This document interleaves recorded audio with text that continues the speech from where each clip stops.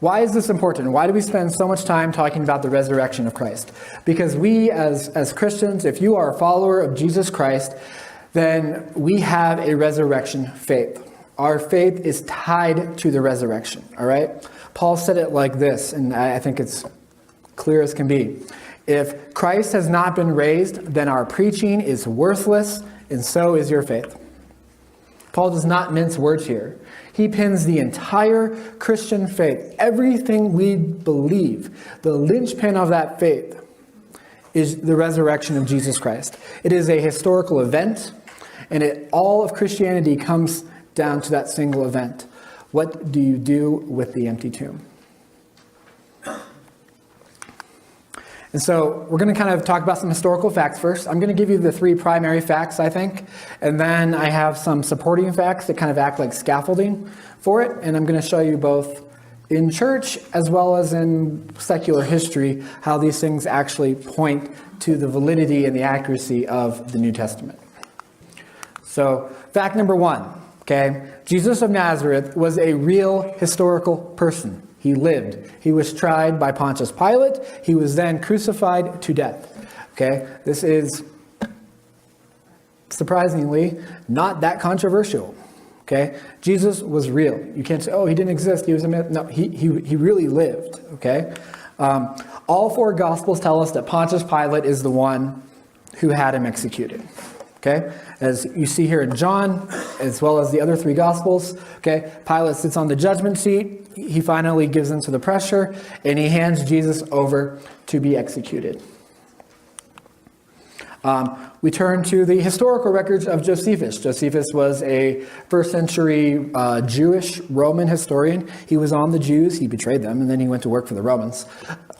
And then he wrote about the history of the Jews. And when he gets to this time frame, he says very plainly, there was a man named Jesus. Pilate condemned him to be crucified.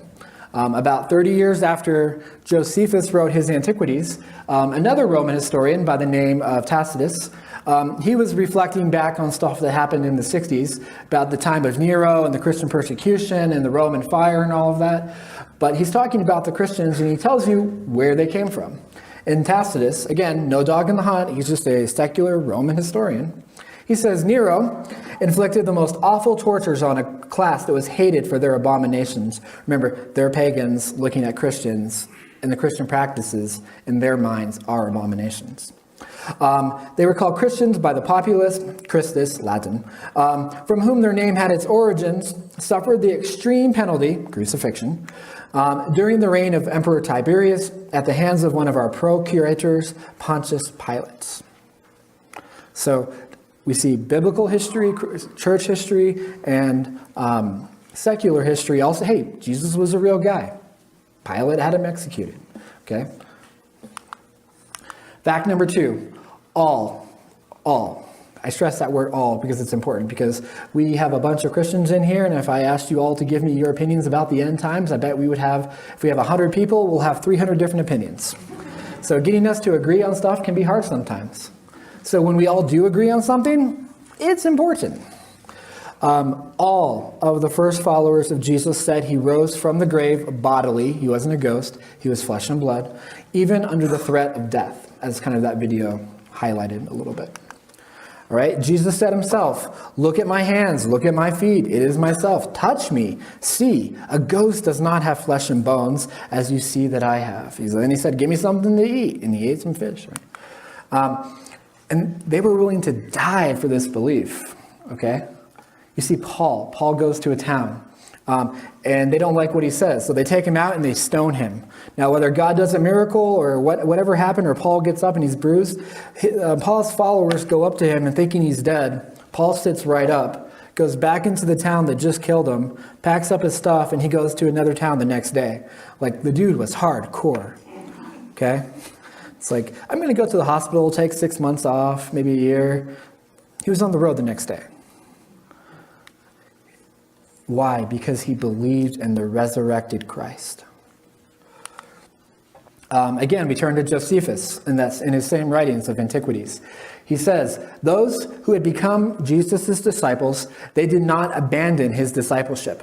They reported that he had appeared to them 3 days after his crucifixion and that he was alive. So here's a secular historian who's saying, yeah, those Christians claim Jesus is alive. He's not saying, I believe it. He's just saying, this is what the Christians believe. Then we turn to church history. Clement. Clement was a second-generation Christian, okay? He was a follower of Paul, excuse me. In fact, Paul mentions him by name in Philippians 4:3. And Paul wrote a letter to the church in Corinth, and about 5 decades after Paul wrote his, Clement is writing a letter of his own. He's writing around the same time that John is actually penning the book of Revelation.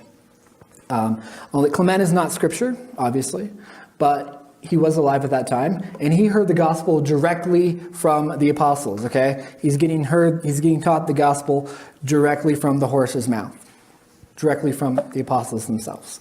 And this is what he wrote. He said, the apostles preached to us, okay? The gospel. They were fully assured by the resurrection of our Lord Jesus, and they were established in the word of God. They went forth preaching throughout the countries and the cities. So here is a student of the apostles saying, yeah, they believed in the resurrection of Jesus. Here is church history, and here is secular history, again, affirming the same thing. Fact number 3, arguably, I think, the most important. Even Jesus' strongest followers and critics, whether they loved him or they hated him, they all agreed the body was missing from the tomb. They came up with different explanations as to why, but they all agreed it was empty. Okay? The most famous account of this, of course, is in Matthew 28, where the Roman guards who are guarding the tomb, they go back to the chief priests and they say, the body's gone, what should we do? And the Jewish leadership basically gives them a bribe and say, hey, you're to say that we fell asleep at night and his disciples came and stole the body. And that was the natural explanation that the Jews were giving for this supernatural event. As time went on and the temple got destroyed, different Jewish rabbis, as they began to form the Talmud and the later Jewish teachings in the 400 and 500 ADs, Talmudic Jews actually put forth a supernatural explanation as to why the body was missing. There was a guy around this time who they did not like. I can't pronounce his name very well, but yeah, that guy. He was a Roman convert to Judaism, and they accused him of witchcraft and necromancy. And in the Talmud, which is a Jewish sacred book, they basically said that that gentleman, this Roman convert to Judaism who betrayed them, that's why they didn't like him afterwards, that he raised Jesus using necromancy. So that a sorcerer came along and raised Jesus from the grave. And that Jesus was a sorcerer too, and he was leading Israel astray. And so you had one demon-worshipping exorcist, necromancer, raising Jesus, who himself was, when actually this does match well with what the Bible said as far as when Jesus did a miracle, many of the Pharisees would say, oh, it's by the power of the devil that you do that, or you're possessed by a demon, right? They're saying that Jesus did his miracles because of demonic power. And here you see the same thing, okay? Again, they all agree the body's gone. Whether they're coming up with natural explanations or demonic explanations, no one denies that he did miracles. No one denies that the body was missing. Okay? We're just haggling over the details of the source of it. Even the Romans acknowledged that Jesus is gone. I talked about this in a previous conversation, in a previous thing that I did. This is called the Nazareth inscription. It was found in the 1870s by archaeologists.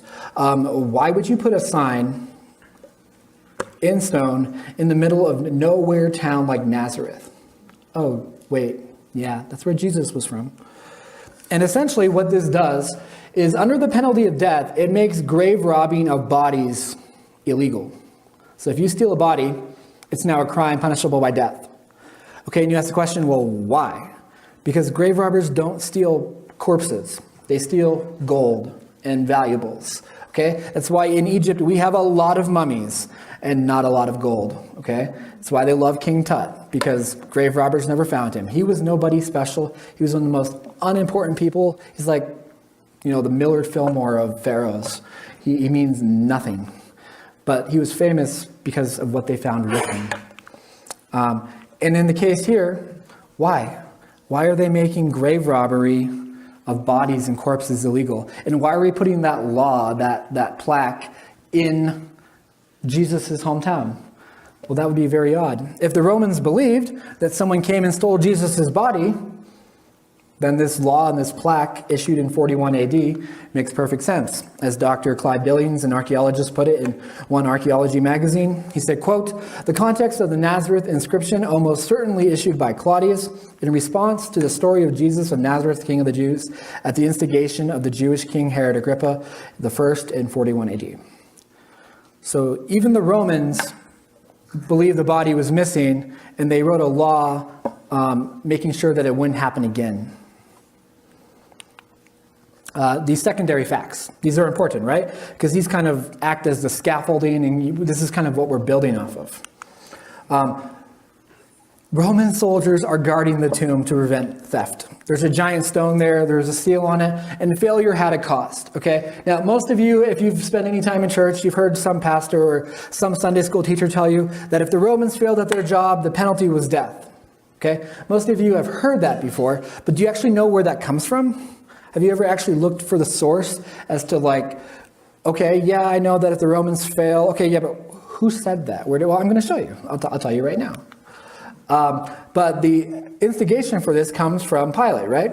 Pilate said, "Take a guard, go make the tomb as secure as you know how." And so they went and made this tomb secure by putting a seal on the stone and by posting a guard. This is kind of one of those things. It's one of those catch-22 things.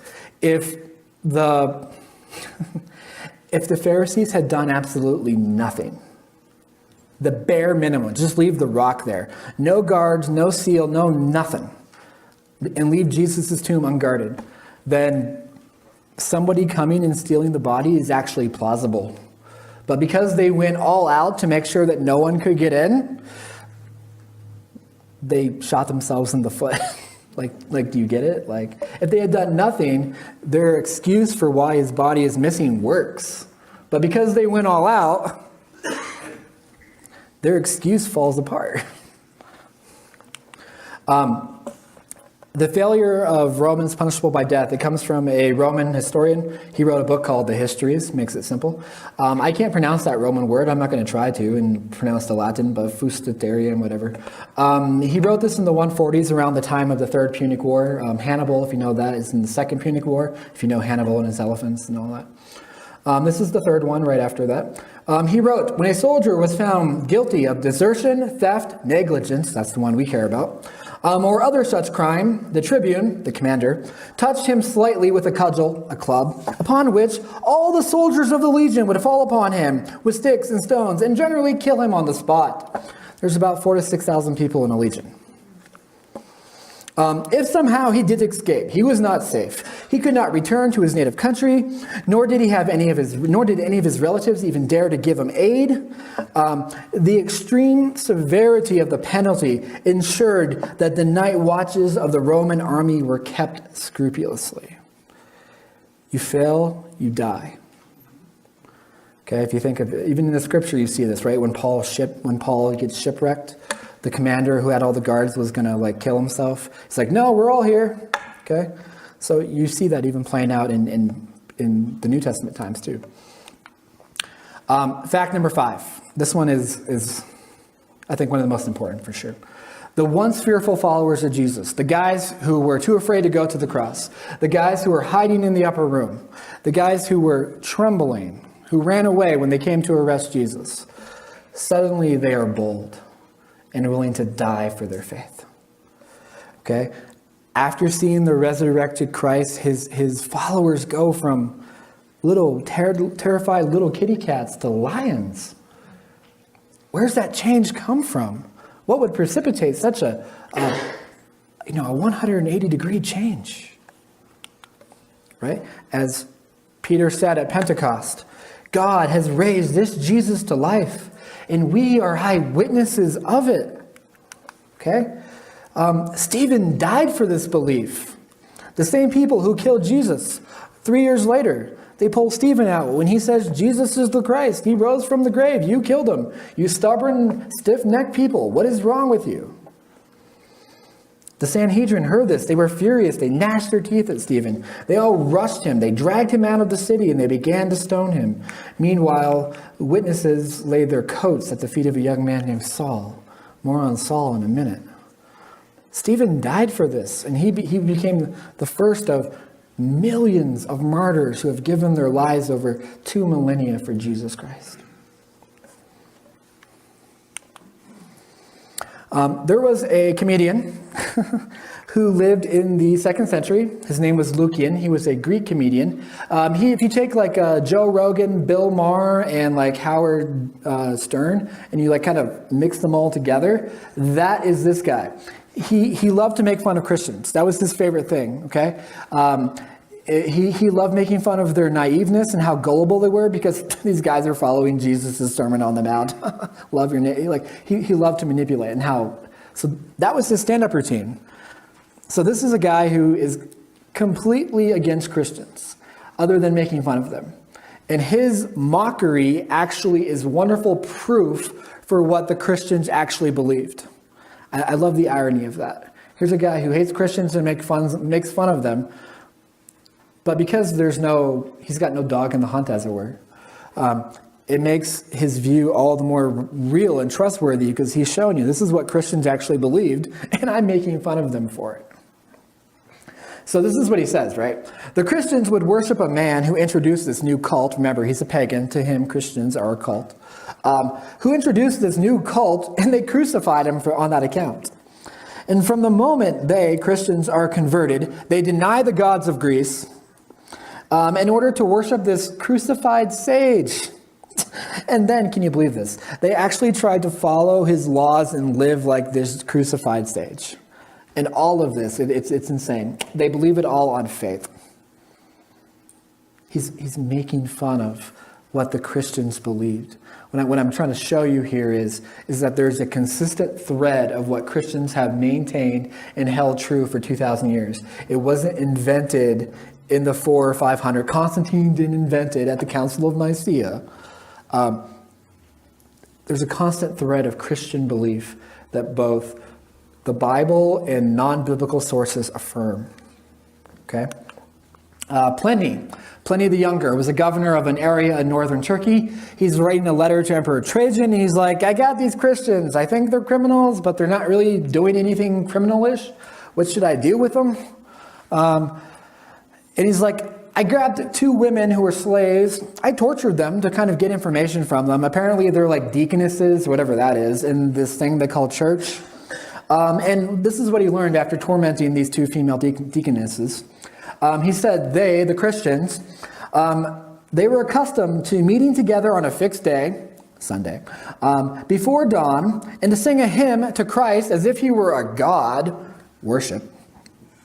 And then when this was over, they would leave, but then they'd come back together later and they would have ordinary food.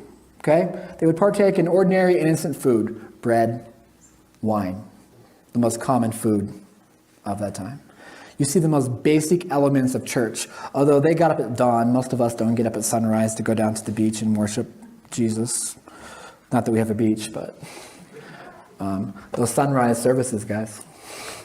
And so, again, here we have secular history affirming what Christians did, what Christians believed. All of these things are happening within a century of Christianity. And by a century, I mean the apostles dying and within a century of all of that. And as we know from several other early church fathers, and honestly, church tradition, we'll be fair and say it's not fully known, but we know for sure that at least 4 of the apostles and how they died. The rest are kind of tradition. But some of those deaths included crucifixion, beheading. Some were shot with arrows. Some were stabbed with a spear. Thomas in India. Okay, one was even filleted. Okay, poor Bartholomew had a little skin removal process. If you don't understand what filleted means. Fact number 6, I think this is probably the strongest. It's one thing when people who love Jesus become his followers and become hardcore for him, but what about his enemies? What about people who hate him, who hated him while he was alive? And now that they have seen the resurrected Christ, their lives have completely changed. What do you do with that, right? What do you do with James, his half-brother?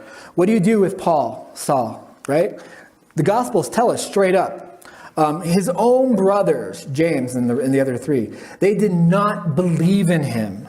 Okay? On 2 occasions, they even said, Jesus is out of his mind. He's crazy. We think he's a lunatic. Lock him up. Put him in a white jacket. And Paul hated Christians. Okay? It says Paul was still breathing out murderous threats against the Lord's disciples. And then he saw the resurrected Christ. He saw his own brother come back to life. Right? It says in 1 Corinthians 15, after being raised, Jesus appeared to 500 eyewitnesses, more on that in a little bit, and at once, and then he appeared to James. Years later, when Paul is visiting Jerusalem, he says, I saw Peter, and I saw John, and I saw James, the Lord's brother.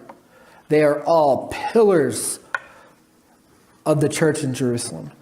Like, do you understand what a pillar does? It holds it all up. This guy who used to make fun of him and thought he was a madman, not only became his follower, he became the leader of the Jerusalem church.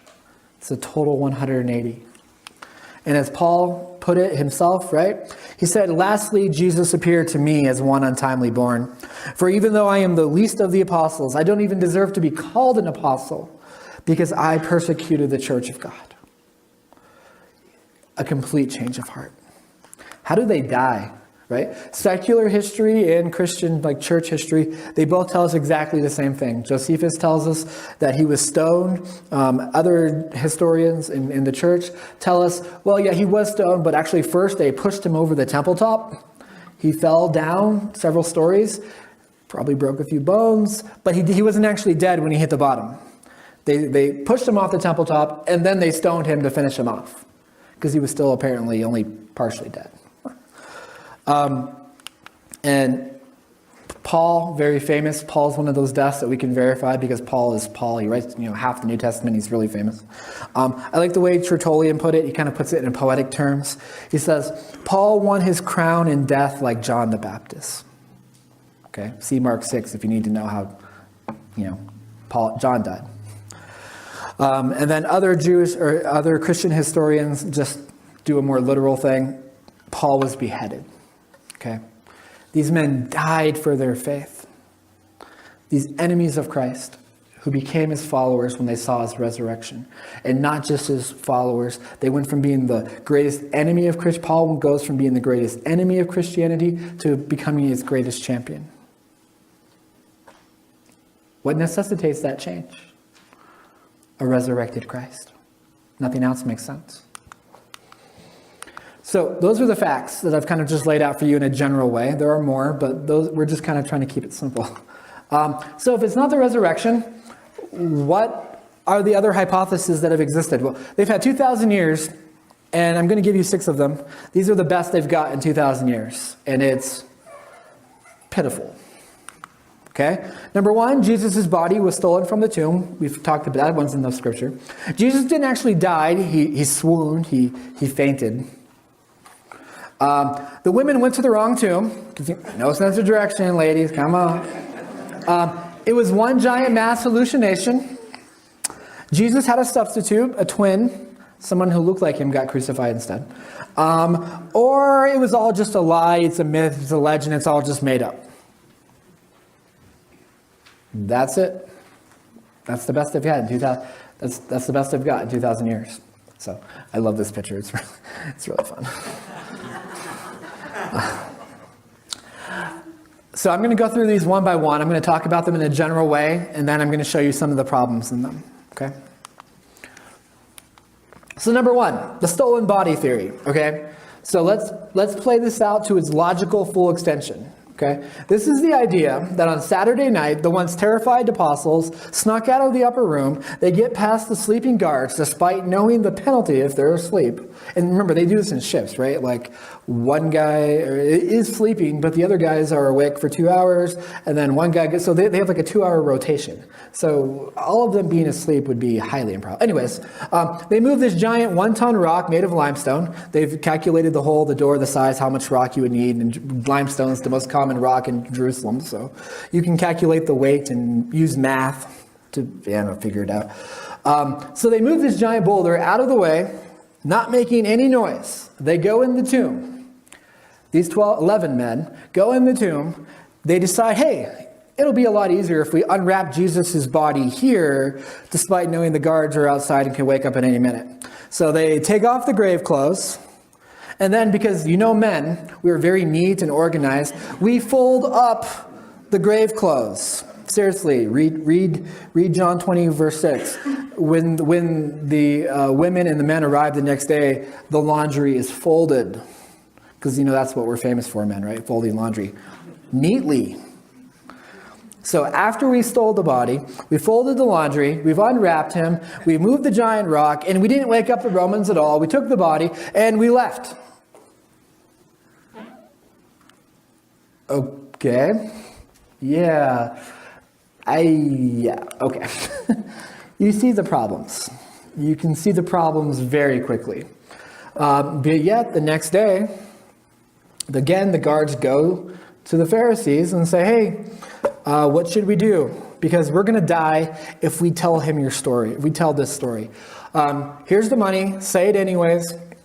And when your commanders hear about it, when Pilate hears about it, we will cover for you. And that is what the Jews believe to this day. And some of the Talmudic Jews, again, have their necromancy hypothesis too. Problems. Honestly, could the apostles have actually done this if they wanted to? I mean, I kind of make lighthearted of this, but what are the odds? Seriously, what are the odds? Did they just are they the luckiest people on earth and they arrive and all the guards are asleep by chance and coincidence, despite knowing the dire consequences? Do you want to have sticks and stones thrown at you by 4,000 other men? I don't think so. Afterwards, most importantly, for those of you who've read your Agatha Christie novels and your whodunit and your murder mysteries, getting rid of the body is always the hardest part of the crime, right? How do you get rid of the body? What did they do with it? There's no mention of Jesus' body being taken and put in some Dead Scroll cave somewhere. What do you do with that? Where's the body? And like the silly video from earlier highlights, what do you hope to gain? Okay? People are people in every generation. I don't care. Men are motivated by power, by money, by fame. The same things that motivate men and women today are the same things that motivated them thousands of years ago. People are people no matter what century they live in. We are greedy, we are selfish, we are opportunists, and we want to be loved and to be admired and to be popular, blah, blah, blah, blah, blah. The apostles did not get any of that. I mean, what? I'm going to travel around the world, give up my life to go around telling random strangers about some made-up story about Jesus' resurrection just to get persecuted and killed for it later. Really? Would you, for a lie, go around the world telling random strangers something that you know is not true, and then when they kill you for it, you decide you're going to just do it 10 times harder than before, instead of giving up and going home? I've taught long enough to know when students do hard things and they can't succeed after about the 4th time of failure, they give up. And then usually the tears follow and them screaming about how much they hate math and they never want to do it again. You know it's true. Let alone something that's more significant than this. The swoon theory. This is a hilarious one. This is the idea that Jesus did not die on the cross, but he fainted, he swooned. He was unconscious. His followers assumed that he was dead, apparently so did the Romans, and they buried him. A few days later, in the cool of the tomb, this is also called the cool tomb theory, the cool tomb, the cool air of the cave revived him. And either he or his followers, that varies from version to version, moved the stone, good luck, and then declare a miracle had happened. I'm alive. I'm actually just going to quote the doctors on this. The American Medical Association did a study of this a few years ago, long time ago, 1986. And in the Journal of American Medicine, this is what a group of doctors said. It said, clearly the weight of historical evidence indicates that Jesus was dead before the wound to his side. He wasn't playing possum on the cross when they put a spear through his side.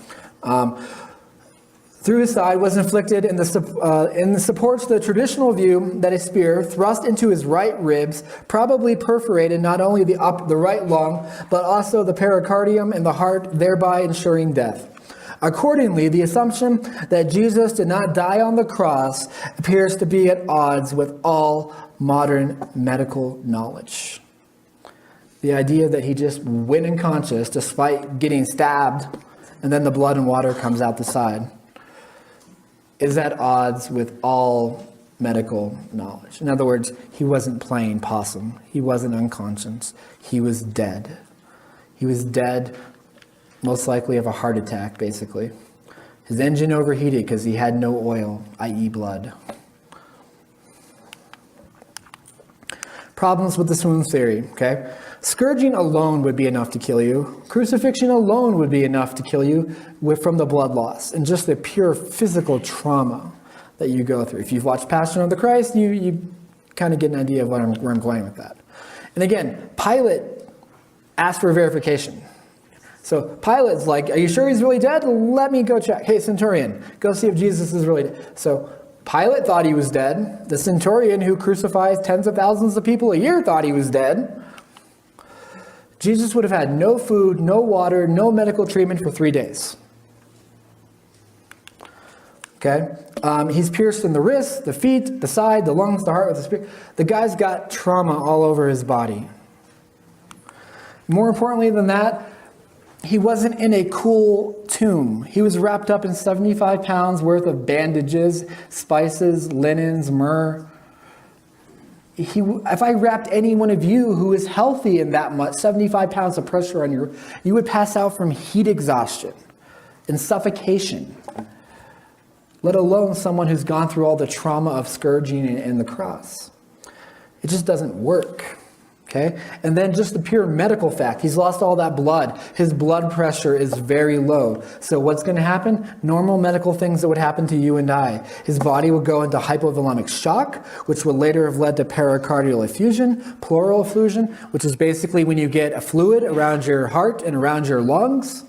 Hence why when he stabs him, John's not a doctor, it's mostly water, but it's got proteins and other things in there, in that fluid. So when he's getting stabbed and John sees the blood and water coming out, yeah. But when a doctor looks at that, he sees that stuff. Next theory, the wrong tomb theory. This is the idea that the women, and later the men, because Peter, Paul, the Romans, they all went there too. In their grief, they just had no sense of direction. And they go to the wrong tomb, which was empty, so they just assumed that because we're at the wrong tomb, but we think it's the right tomb, but this tomb is empty, so therefore Jesus must be alive. That's quite the leap in logic. This goes against what we see in the scriptures as far as, look, the women were there at his crucifixion. The women were there when Joseph was burying him. They knew where it was. All four Gospels attest to that. Why is that important? Because if we're just making this up, with no due disrespect, ladies, your testimony doesn't count for diddly in the first century. It's like going to the Middle East today into a Muslim country, okay? The testimony of women means very little in Middle Eastern Muslim countries back then, and today, it just didn't count for much. Okay? In the Jewish and Gentile world, the testimony of women counted for very little. It was viewed as unreliable in court. In truth, it was actually culturally embarrassing for early Christians to go around the Jewish Roman world and telling people that, hey, women saw Jesus alive first. It would have been culturally embarrassing for that. And if you were making something up, you're not going to make up a story that you want to convince people is true by using modern equivalent words of, well, once upon a time. But that's pretty much what it was like, by saying girls saw him first. And yet all four say it. Why? Because it's true. They may not have liked to have admitted that it's true, but they said it's true because it's true. Okay? Again, the problems with this, does that mean that the Pharisees and the Romans went to the wrong tomb as well? And even if the Romans and the Jews go to the right tomb, wouldn't they have just been able to say, well, Jesus is alive? No, he's not. He's buried right there. Once Christianity became a threat to them, they could have just said, the body's right over there. You guys are crazy. Your women have no sense of direction. Peter and John, you got no sense of direction. We know where he's buried. They never produced a body. And kind of the most obvious thing here, the owner of the tomb, Joseph of Arimathea, you don't think he knows where the family plot is?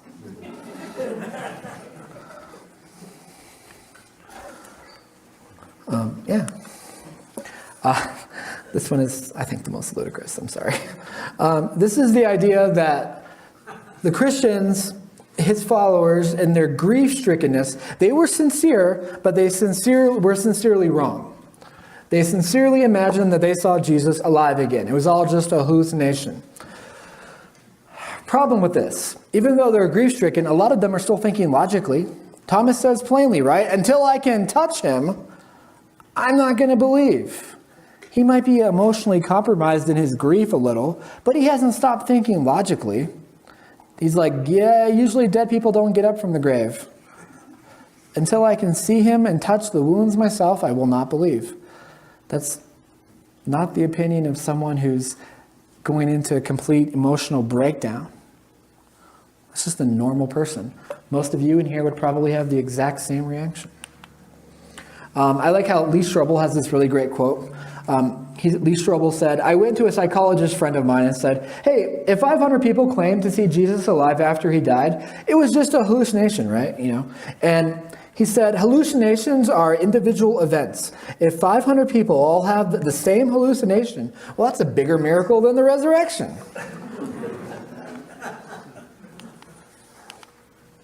Here are the problems, and boy, do they come quickly. First of all, group hallucinations are incredibly rare. And they are usually one-time only events. And by groups, let me be clear about this. I mean like 5 or 6 people. Oh, we all saw a UFO. We all hallucinated a UFO or whatever. And then you actually start questioning them individually. Well, it was orange and circular shape. No, it was actually yellow and it looked like a cigar. Like you actually start talking to them and they all agree on what they saw, but they don't agree on what it looked like. So when I say group hallucination, it's more like group hysteria. However, you have 500 people who saw Jesus all at the exact same time. And guess what? They all saw the exact same thing, him alive. And many of those people were alive when the New Testament was getting written. If there was a problem, someone would have said something. And Jesus appears not just once, he appears on 8 different occasions to various groups of people. Most importantly, even if they were just hallucinating, again, it always comes back to the empty tomb. Where's the body? If he's just a figment of their imagination, then his corpse is still in the tomb. And the Romans and the Jews would have pointed this out to them and would have laughed at them and called them crazy. You're a bunch of mad, crazy fools. You think apparitions are real physical people. And yet they don't. Why? Because they weren't hallucinating. And most importantly, what do you do with what do you do with Paul and what do you do with James? They're not Jesus lovers. They're Jesus haters. They're glad he's dead. And yet, when he appears to them alive, it changes them forever. In fact, they die believing he rose from the grave. And one day, they too will rise from the grave. Okay? So, yeah, his followers hallucinate. His enemies aren't going to hallucinate him alive. I'm sure James had enough inferiority complexes about his brother. Okay? Why can't you be like your brother Jesus? He never gets in trouble at school. He always does the dishes. He always takes out the trash. His teachers only say nice things about him. Why can't you be more like your big brother? Has serious inferiority complex, no doubt. And yet he has a total change of heart. Why? Because he saw Christ risen. This one is the most ludicrous. This is the idea that because Thomas is the Greek word and the Aramaic word for twin, didymus in Greek, it must automatically mean that Thomas's twin had to be Jesus. Because clearly the New Testament talks about no other person than Jesus. So the twin must be Jesus. So when the angel shows up to Mary, hey, Mary, you're having twins. One of them will be the anointed Son of God, the chosen one, and he'll save the world. And the other one will just be, we'll call him twin. Really? So yeah, it's like super virgin birth. Twin virgin. Like, come on, no. So anyways, when Judas and company show up to arrest Jesus on that night, they arrest the wrong guy. They arrest Thomas because apparently he's supposed to look like Jesus. And so Thomas gets crucified while Jesus just kind of scurries off. And then a few days later says, hey, I'm alive. The Muslims have a similar view. Many Muslim sects hold to a form of this belief, but it's not Thomas. It's actually Simon of Cyrene, the guy who helped Jesus carry the cross. And while they're carrying the cross, Jesus kind of does like a little magic trick, snaps his fingers, and he changes their physical appearance. So that Simon now looks like Jesus, and Jesus now looks like Simon. And when they get to the top of Calvary, the Romans grab Jesus, who's actually Simon, and they crucify him. And the actual Jesus, who looks like Simon, is standing there laughing at Simon who's getting crucified, and he walks away and teleports off. One of the Quran verses that kind of that hints at this, they killed Jesus not, they crucified him not. It only appeared that they actually killed Simon. Okay. Problems. Number one, yes, his name means twin. But there is no place in the Bible that says he's Jesus' twin. There is no place in the Bible that says they look alike. They are not doppelgangers, okay? None. And again, the women are there. Mary Magdalene is there. His mother is there. All the other women were there at the cross. And you know what they saw immediately and who they recognized immediately? Jesus. Okay? You don't think a mom knows what their kid looks like? And again, it comes back to the empty tomb. It always comes back to the empty tomb. If there is a second Jesus who's crucified somewhere and who's dead and buried somewhere, if Jesus is running around saying, I'm alive, why is the tomb empty? Then you still have to have the guys go beat up the Romans or wait for them to fall asleep and steal the body. You still have a corpse in that tomb, even if they grab the wrong guy. What do you do? See, the tomb is empty. All of these crash and break upon the waters of that one fact, the empty tomb. All of these theories fall apart on that one fact alone. And there are many other facts that they break on as well. And again, if it's all just a hoax, the change in the apostles, the change in James and Paul, are they going to all die for a hoax? Would you? And the idea that Simon was crucified instead of, like, there's no place in history that ever says this. There's not even the cults and the church heretics in the first 500 years of Christianity even thought of this. This was a uniquely Muslim thing that exists only in Islam, and no one else ever even tries to put this forth as a hypothesis. It's them and them alone. In fact, many of them try not even to do it anymore. They tend to go for the swoon theory these days, from what I understand. But not even the early heretics, the original heretics, didn't even think of this. Last one. I hope you're all sticking with me. We're almost done. Okay? This is honestly probably the most believable. If I wasn't a Christian, this is the one that I would go for. But even it falls apart so easily. And this is the idea that either Jesus never existed at all. At that point, you are ignoring all the historical quotes and stuff that I gave you earlier. And many, many more that I didn't put in here because I didn't want you all to fall asleep on me. So to say he doesn't exist at all. Or that Jesus was there was a real historical Jesus. He ticked off the powerful people, and the powerful people killed him like they did to Socrates and to other famous people in history who, when you take on the powerful, what do people in power fear? Losing power, and so they kill you. So their power is not threatened anymore. And that Jesus is just that. And as the story of Jesus gets passed around like the ultimate game of telephone, The story just gets bigger and bigger and more exaggerated, like when Grandpa tells you the story of when he caught a fish this big, and then 30 years later he's telling the grandkids he's catching a shark, right? And that's what happened with Jesus. Problem with that. Jesus' own followers, first of all, Peter hits his head on. He says, look, we did not invent these cleverly devised myths when we made known to you the coming of our Lord Jesus, but we were eyewitnesses of his majesty. John says, look, that which was from the beginning, Jesus, we heard him, we touched him, we saw him alive, we saw him resurrected. We weren't just making something up. We interacted with him physically. Again, problems. To say that Jesus never existed ignores all the historical evidence that exists out there. Secular and Christian alike, in the decades and the centuries that followed the resurrection. At that point, how do you prove anything? If you dismiss the historical evidence and say Jesus never existed, at that point, you can't even prove Muhammad was real. You can't prove that Buddha was real. You can't even prove that Julius Caesar was real at that point. How do you prove anyone existed? In 1,000 years, how will we prove you exist? You think there will be some Facebook around that'll still have your profile on it? There's more evidence that Jesus existed than almost any other person in history. And to dismiss that is to dismiss every other historical person. None of you questioned that Alexander the Great was real, or that Julius Caesar was real, or that Muhammad was real, or the Dalai Lama was real, and yet you want to do that for Jesus? Why?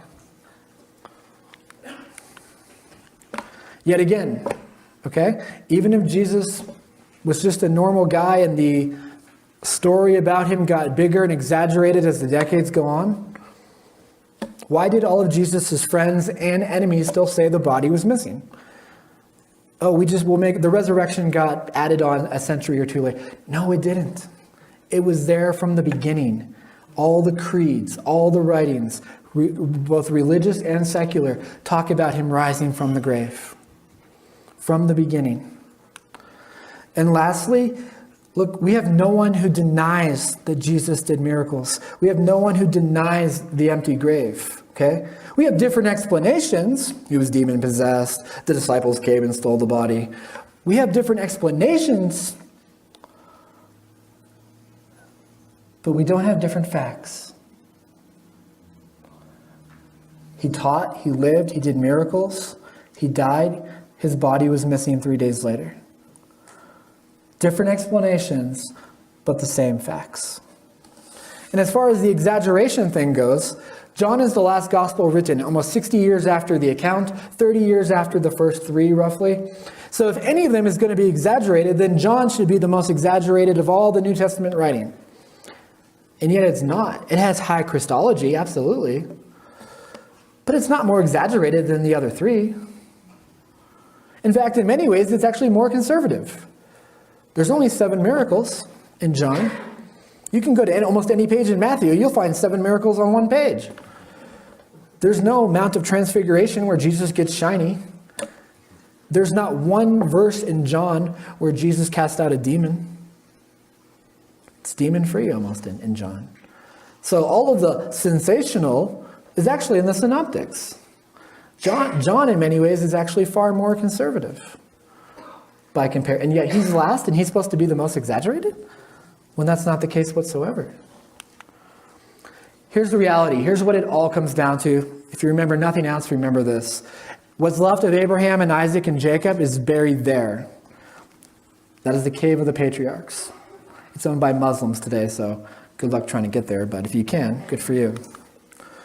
What's left of David is in there. What's left of Muhammad is in there. What's left of Buddha is in there. What's left of Confucius is in there. There is only one religion that has an empty tomb. There is only one that has a Messiah who rose from the grave. There's only one Savior. And he's not there. Why? As the angel said, he has risen.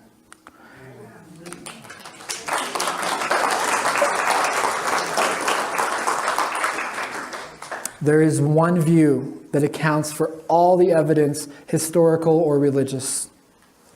And that is exactly what the New Testament says, that Jesus Christ rose from the grave. That's the only other one that's there. It's the only one that works. Thank you.